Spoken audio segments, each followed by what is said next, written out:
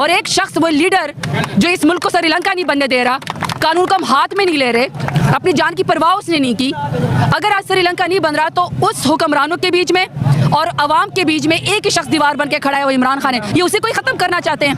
ये उसी की आवाज़ दबाना चाहते हैं।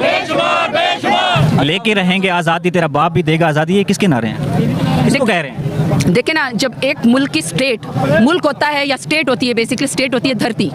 धरती माँ, मदर होती है,